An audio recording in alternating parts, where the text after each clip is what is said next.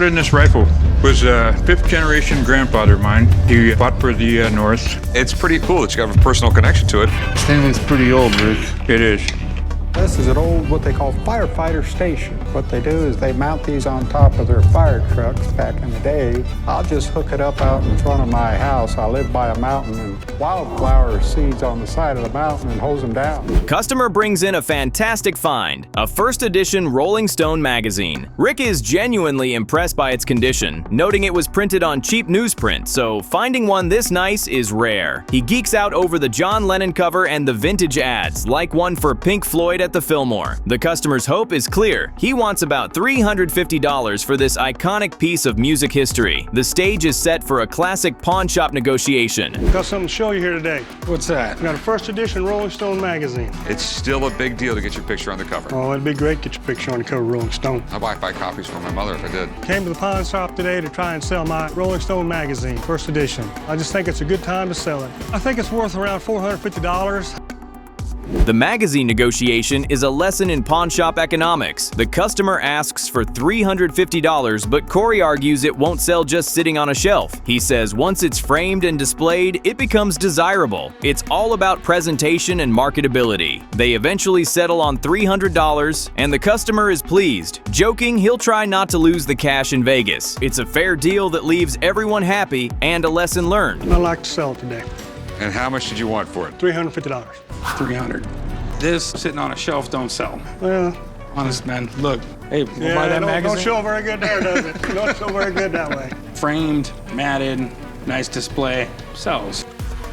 The next item is deeply niche, Ohio State pants pendants given to players who beat Michigan. The seller explains the tradition stems from a coach saying rivals put their pants on one leg at a time. Rick, loving the history, dives into why a football field is called a gridiron. This is Pawn Stars at its best, turning a weird item into a fascinating history lesson. The seller believes they're worth thousands, setting up a high-stakes haggling session. Well, it's one of the biggest rivalries ever in college football. I mean, they've been playing ever since they had the grid. Yeah.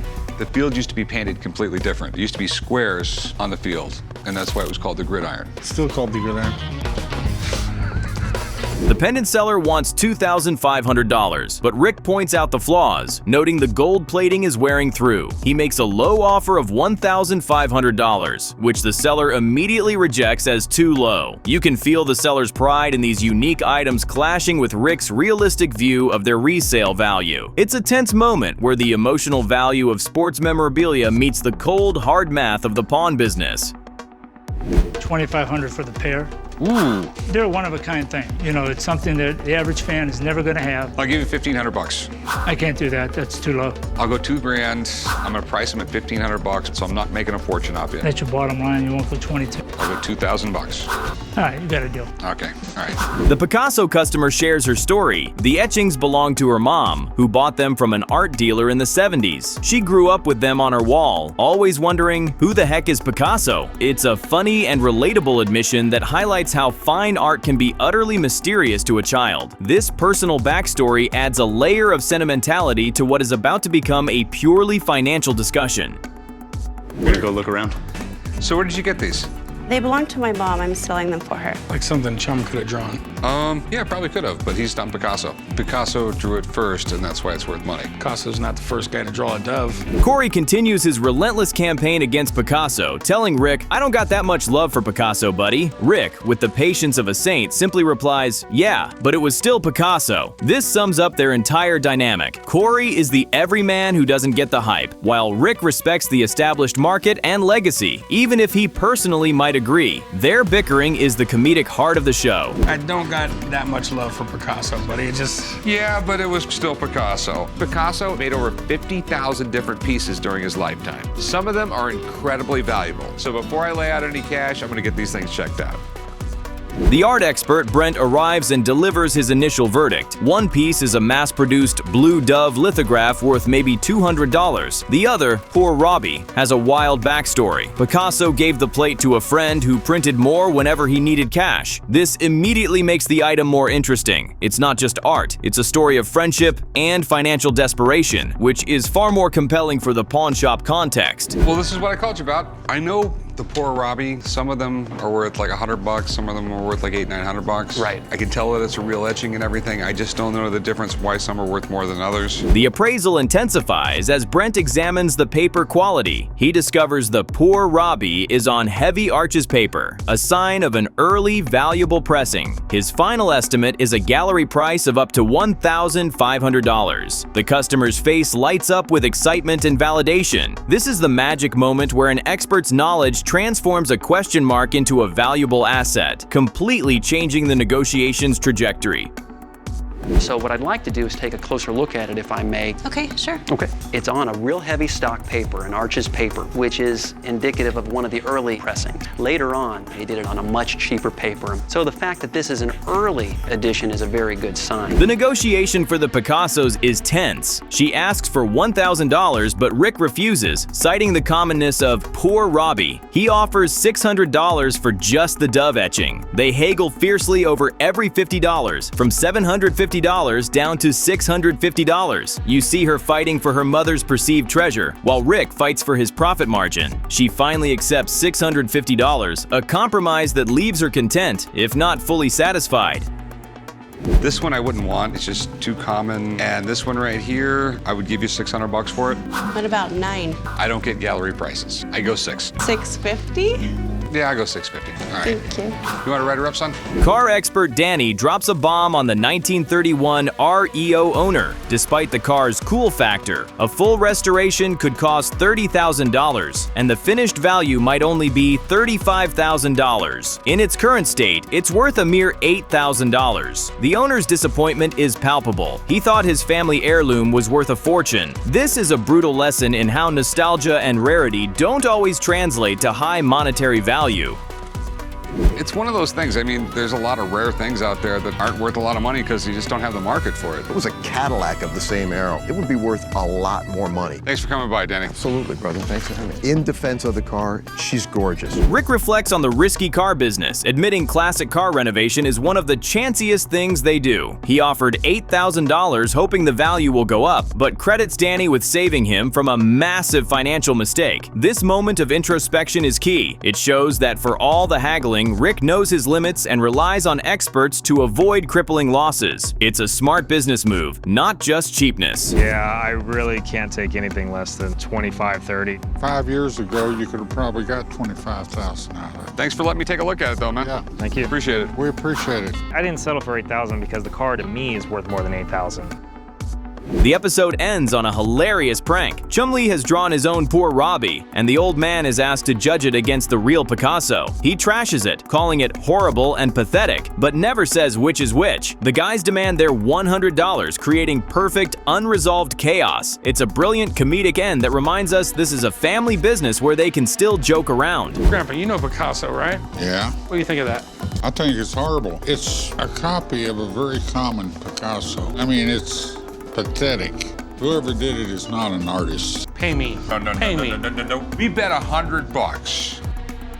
A customer brings in a massive antique medical device. Rick identifies it as an iron lung, a negative pressure ventilator for polio patients. He explains its life-saving function, but is stunned when the owner asks for $100,000. Rick bluntly states its value is near scrap, citing its terrible condition and the lack of a collector's market. The man leaves. Surprised, a deal couldn't be made. I brought a big heavy piece of iron in for you to look at. A piece of iron? It's a medical device, antique. Okay, bring it around to my back gate. I'll take a look at it there. All right.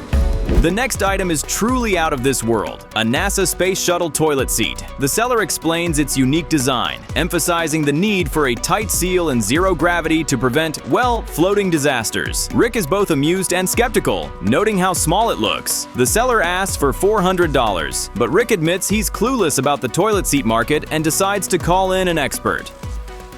This is a NASA Space Shuttle toilet seat. Okay, we have a space toilet seat for a really, really small butt.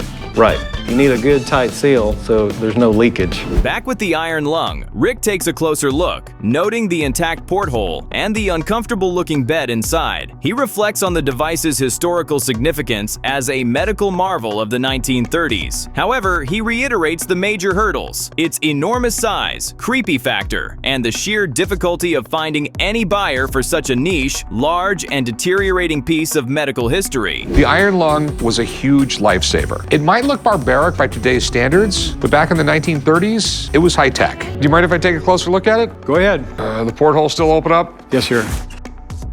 The old man is plotting to teach Chumley a lesson by sending him on fool's errands. He hands Chumley a ridiculous list including a left-handed coffee cup, a bucket of steam, striped paint, and a glass hammer. Corey is skeptical, believing even Chumley isn't gullible enough to fall for this classic prank, reminiscent of tricks the old man might have pulled during his time in the Navy. I have no idea. Somebody needs to put a fire under his ass. He's lazier than homemade lye soap. The kid's a disaster. How is lye soap lazy? And who makes soap?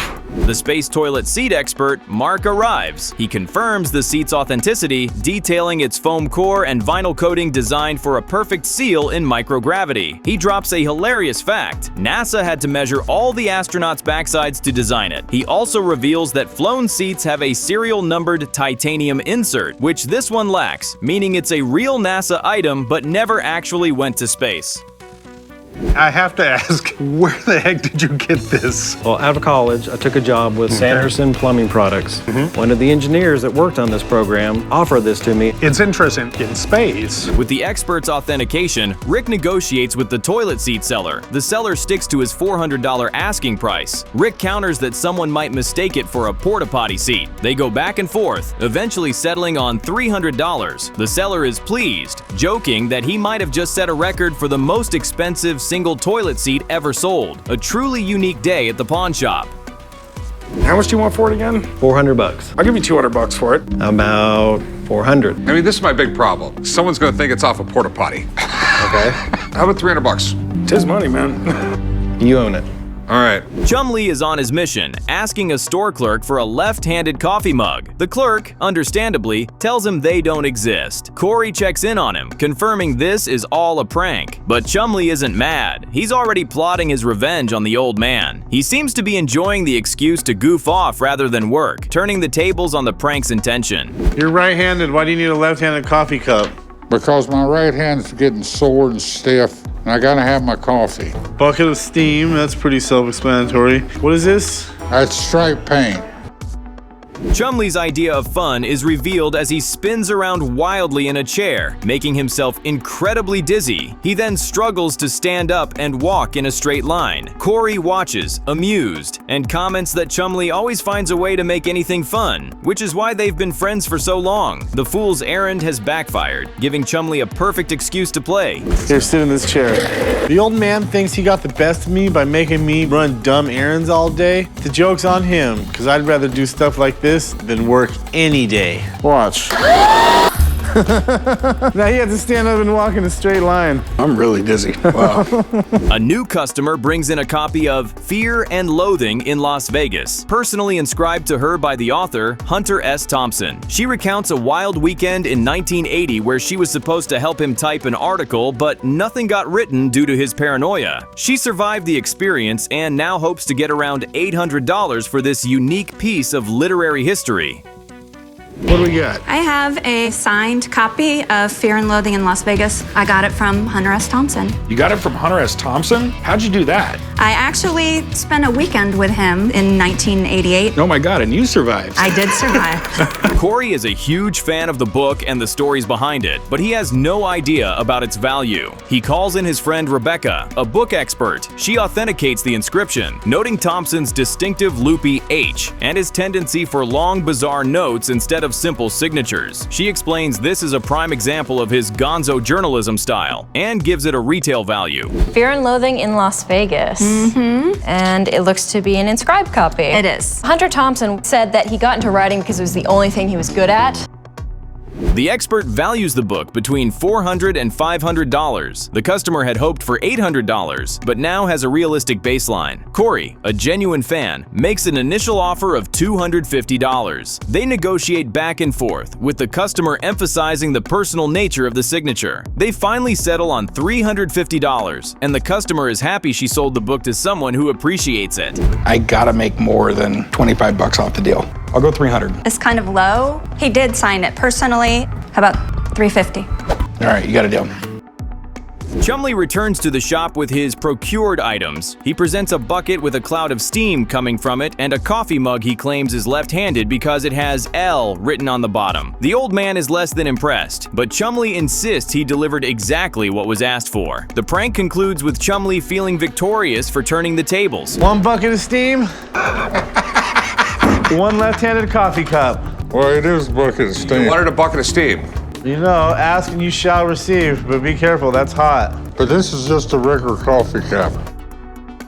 Corey wants to form a trivia dream team for a cash prize, but the old man immediately vetoes Chumley's inclusion. Rick mocks Chumley's intelligence, citing past blunders like buying a fake Dolly statue. They decide on a team of Rick, Corey, their smart employee Theo, and Travis. Chumley protests, claiming he's smarter, but Rick shuts him down, saying he'd only be useful in a sneaker identification contest. The stage is set for drama. Team, this would be pretty cool. Chumley, you're about as smart as a goldfish, for God's sakes. Do you want to go, Pops? Not if it's after 8 o'clock. I turn into a pumpkin about then, son.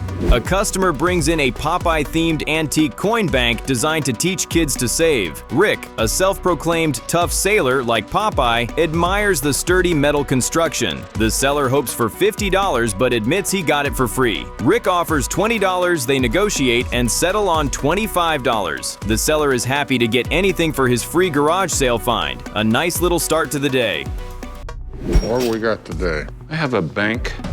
This one here is Popeye. Did Popeye inspire you to eat spinach? No, I'm not a spinach eater, Chumley. Popeye made me eat my vegetables.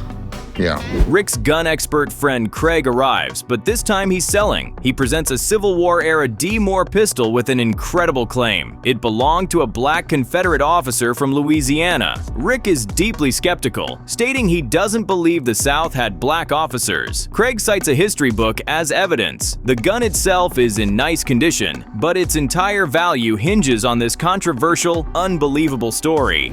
You like history, Rick.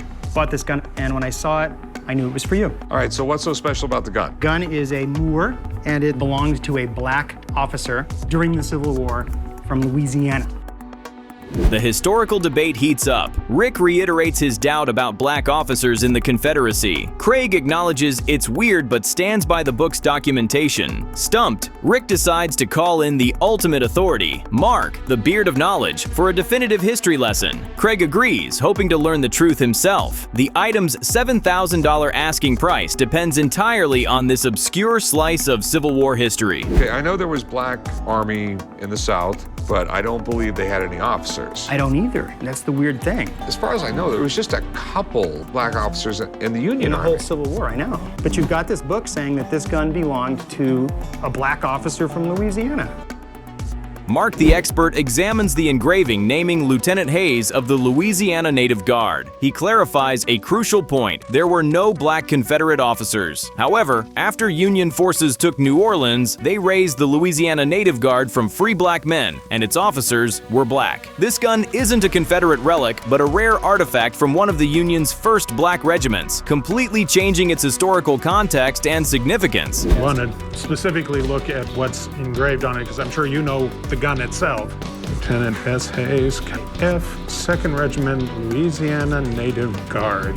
Did the South have any black officers? Mark is blown away, calling it one of the coolest pistols he's ever seen. This is an incredible piece of history tied to the first black regiments. With the story verified, Craig's $7,000 price seems more justified. Rick tries to negotiate down, joking that Craig probably bought it for $500. Craig counters that Rick will sell it for over $10,000. The expert is now negotiating with the expert. All right, so 6,000? Rick, you're gonna get over 10 for it. I'm gonna give you 6. I know you're doubling your money. Yeah, you've been good to me. I'm gonna be good back. 6,000. All right, man. It's a deal. Let's do it. They finally settle on $6,000. Rick notes he doesn't give an expert discount even to friends. Meanwhile, Chumlee, still smarting from his trivia team rejection, hatches a sneaky plan. He pretends to be helpful, but locks Travis, a key member of the Dream Team, out in the scorching hot backlot. His sabotage begins, aiming to create a vacancy on the team he desperately wants to join. I'm still mad the guys chose Theo and Travis over me for trivia night, but I think I've got a plan. Chum! Come on, bro! A woman brings in a signed photograph of President Benjamin Harrison. Rick and Corey joke about their alleged family relation to him. She hopes to sell it to fund her parents' anniversary trip, asking $500. Rick is immediately suspicious, thinking the signature is just printed or handwritten by someone else. He warns that if it's not real, it's worth about $10. The fate of the trip hangs in the balance. I have this signed picture. Benjamin Harrison. Hey, Corey. It's like your great-great-uncle twice removed from your second cousin. Do you really believe we're actually related to that guy? Grandpa says we were.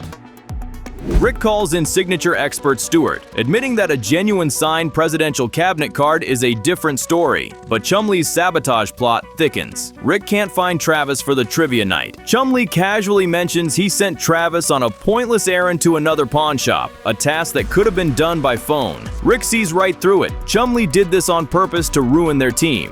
Chum, have you seen Trav? Yeah, I sent him to do a little errand. He'll be back in a couple hours. Once we laid the law down to Chum, you are not going to be on our trivia team. He's been acting awful funny.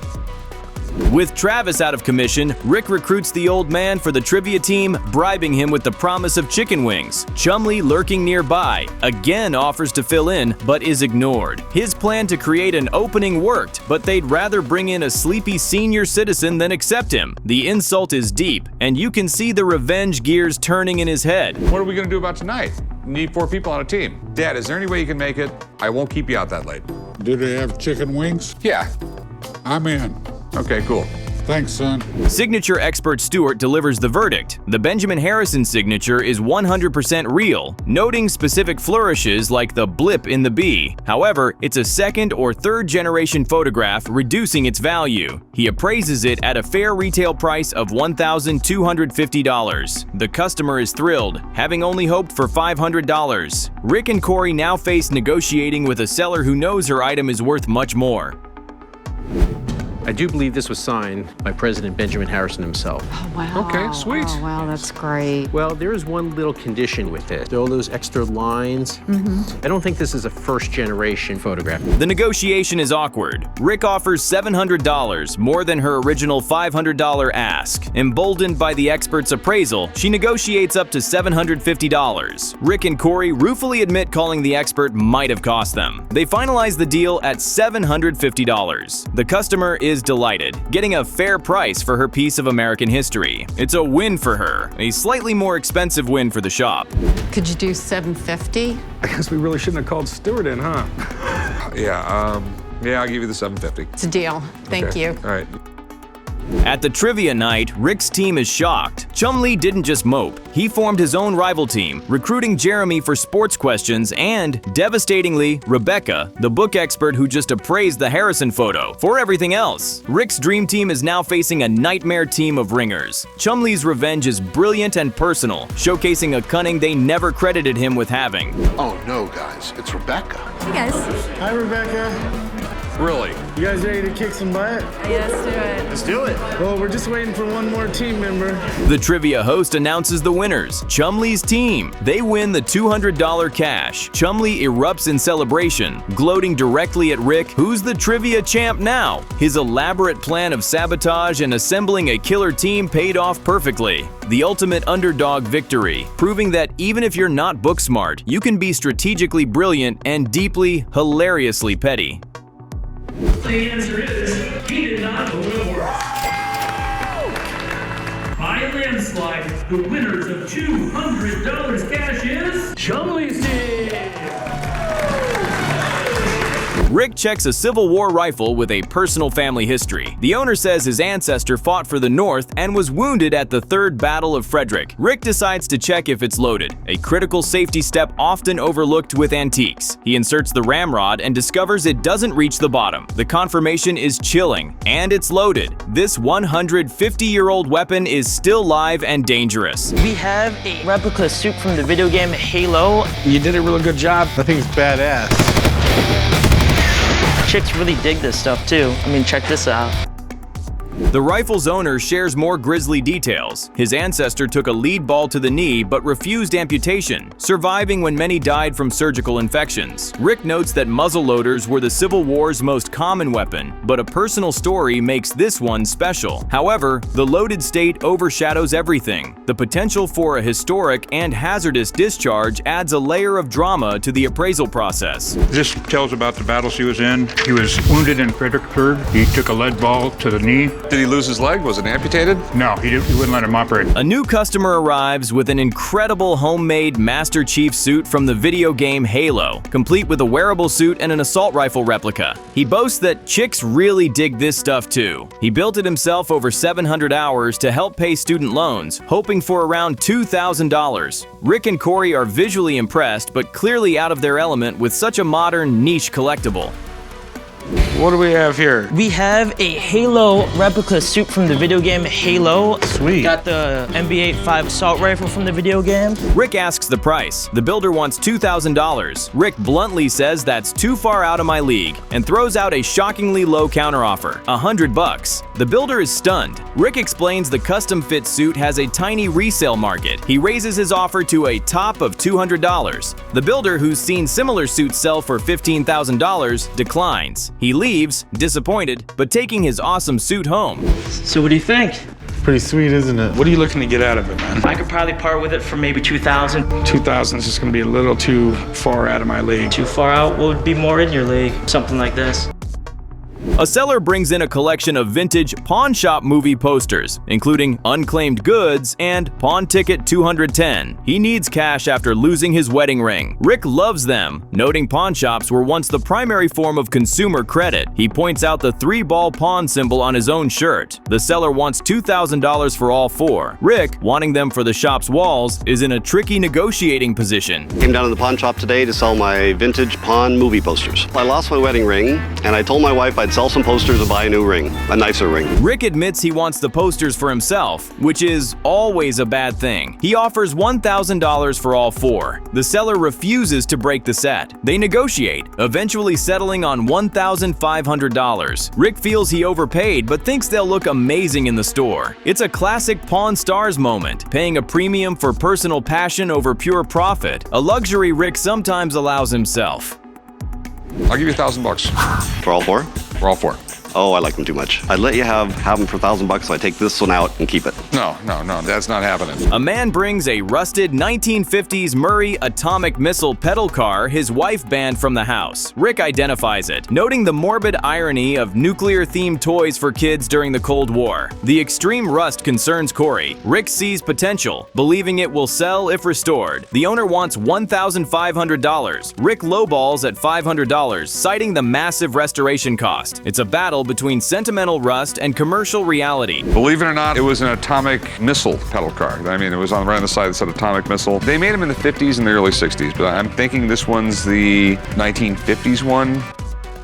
They negotiate over the pedal car's corroded hull. The owner counters at $1,200. Rick offers $800, then finally $1,000. Corey whispers he wouldn't pay $5 for it. The owner accepts the grant. He's thrilled, knowing his wife would have been happy if he just dumped it. Rick now owns a massive radioactive restoration project, proving he'll buy almost anything with a cool story and a price he likes. Tell you what, I'll do 8. I wouldn't pay $5 for this thing. Don't look at me. I'll tell you what, I'll go $1,000 on it. Okay, $1,000. All right, you wanna go write them up? I guess. Expert Sean examines the loaded Civil War rifle. He confirms its 1854 date and says some collectors prize guns left loaded as they were found. The owner shares the story of his ancestor Amos Hall, whose initials are branded into the rifle's butt. Sean says the documented provenance, discharge papers, and a newspaper clipping changes everything, potentially doubling or tripling the value by connecting the weapon directly to a specific soldier's story. It belonged to my 5th generation grandfather. In the 3rd battle he was in, he took a ball to the leg. He survived that. He wouldn't let him operate. So they didn't take his leg. Wow. My aunt still has the ball that was in his leg. No kidding. Yeah. Sean appraises the rifle package at $2,000 to $3,000. The owner is disappointed, valuing its personal worth higher. Rick offers $1,300 to $1,400. The owner states $3,000 is his absolute minimum. Rick goes up to $1,500, his final offer. The owner declines, saying it's worth more to his family. The deal falls through. He'll put it back on his fireplace with a warning tag that it's still loaded. Okay, so how much do you want for it? Well, more than what he was saying it's worth. And how much is that? 3,000 is like the minimum I would even think of. I couldn't come close to that. You know, I'm thinking right around $1,400 bucks. Corey takes the posters to the framer, David, who loves them. The framing will cost about $1,200. David then makes a move, asking to buy the pawn shop politics poster. Corey, ever the businessman, sells it to him on the spot for $1,500. He brags about getting free framing and making a cash profit. This is pure Corey logic. Monetize assets immediately, even if it means selling his dad's new decor. I'm assuming you are going to be selling these. That's what I do, man. Do you have any idea what you're going to sell them for?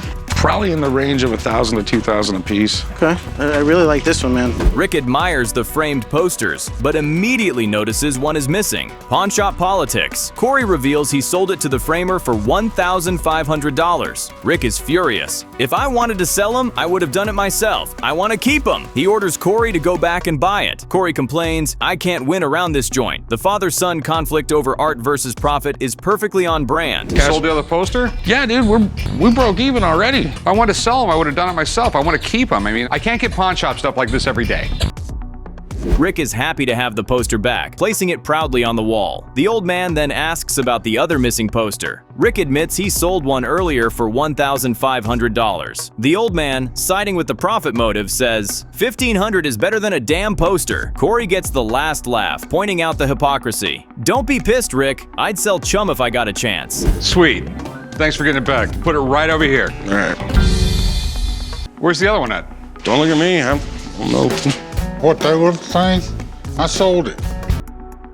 Rick announces he's throwing a Cinco de Mayo party. Chumley gets overly excited, planning margarita machines, giant sombreros, and piñatas. Though Rick insists on money inside, not candy. Rick then starts to explain the holiday's real history, the Mexican army's unlikely victory over the French at the Battle of Puebla. Chumley instantly shuts him down. I thought we were having a party, not a history lesson. The tone for the episode is set. Fun versus facts. I'm throwing a Cinco de Mayo party. Oh yeah, I love Cinco de Mayo parties. I'm gonna help you a lot, don't you worry. Margarita machine, giant sombrero hat, mustaches. We'll do some piñatas with candy in them. A customer brings in a painting he claims is by Claude Monet, taken as collateral on a loan where the borrower died. He admits it's not his style, but knows if real, it's worth $2 to $3 million. Rick is immediately skeptical, but intrigued. The customer provides no specific title or date, only that the original owner was a doctor. The sheer potential value makes this a high-stakes appraisal. Well, it's a Claude Monet painting. Is this the weird chance that your name is Claude Monet, or is this actually the Claude Monet? No, this is the actual guy. Okay, where in the hell did you get this? Collateral for a loan. Rick gives a quick art lesson, explaining Monet founded Impressionism, a movement named after his painting Impression Sunrise. He describes the style's blurry yet detailed quality that commands millions. The customer then produces Provenance, a 1965 analysis, calling it an atypical Claude Monet from his early period, and a 1997 museum insurance policy valuing it at $2.1 million. This paperwork momentarily makes the impossible seem plausible.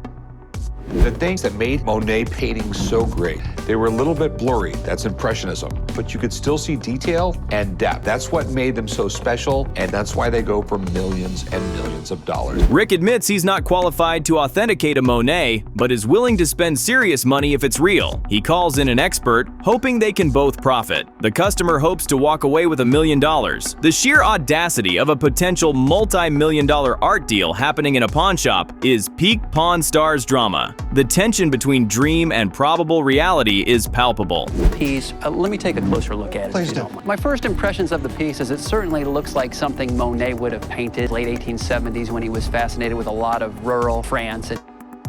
Chumley reminisces about Corey's teenage dream of a banana yellow Volkswagen Beetle with a surfboard rack. Corey confirms he was saving for one, freaking out his mom over the lack of airbags. A seller then presents commemorative Volkswagen silver ingots from the company's 25th US anniversary. It's a quirky, nostalgic item that shifts gears from fine art to pop culture collectibles, showcasing the shop's wild variety. I remember you used to dream about having a Beetle. What did you want it, like banana yellow with a surfboard rack on it or something? Yeah, I was saving my money to buy one. It really freaked my mom out that I was going to be driving around at 16 with no airbag in a car that would just get mowed over by. The seller wants $100 per 2-ounce silver bar. Corey brings him down to earth. It's a commodity. Silver is $20 an ounce, so 8 ounces is $160 melt value. Corey refuses to pay a huge premium, joking that if he paid over spot, his grandfather would shoot him. He sticks firmly at $160. The seller reluctantly accepts, muttering a folksy proverb about getting what you get and not throwing a fish.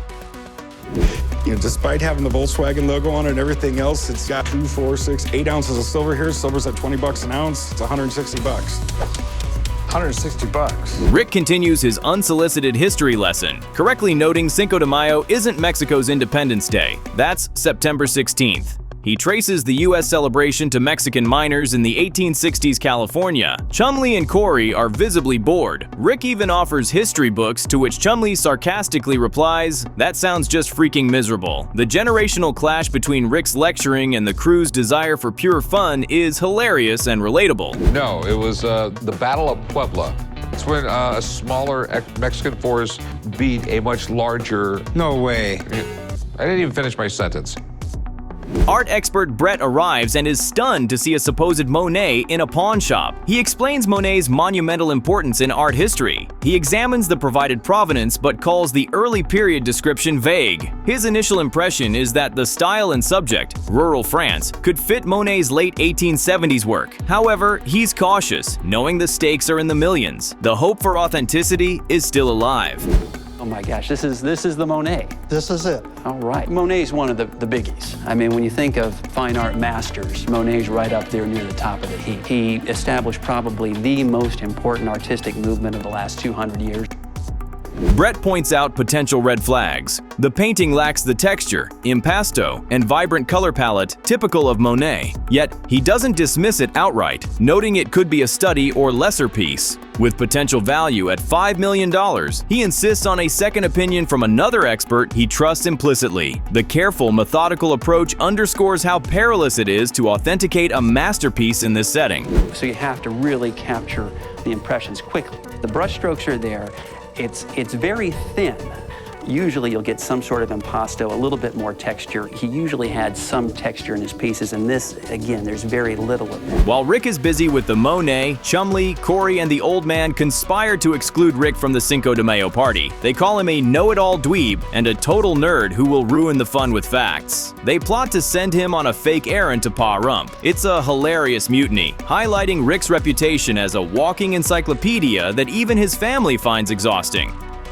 Do you really want to have a history lesson, or do you want to partay? I have to agree with you, Chumley.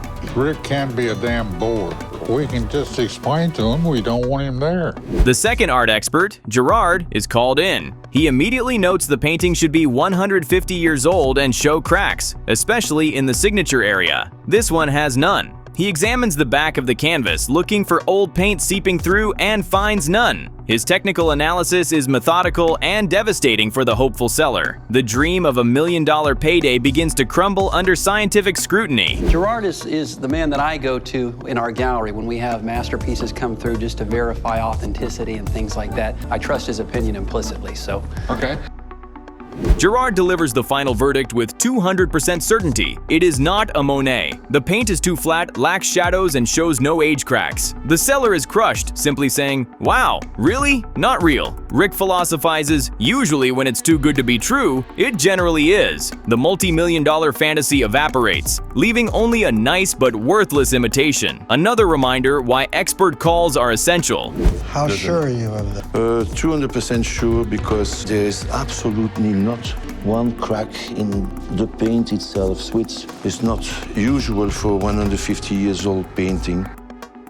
Rick arrives at the shop for the 5 p.m. party, only to find it completely deserted. He calls out, confused. A message left by the crew tells him to read some fun facts to find them. He realizes he's been pranked and ditched. The final shot implies the crew is elsewhere, having stolen a bottle of tequila. Rick's history lessons finally backfired, leaving him alone, the ultimate revenge for his know-it-all ways. Corey, where the hell's everybody at? Where are you guys at? You should be here, Rick, and leave your clothes at home.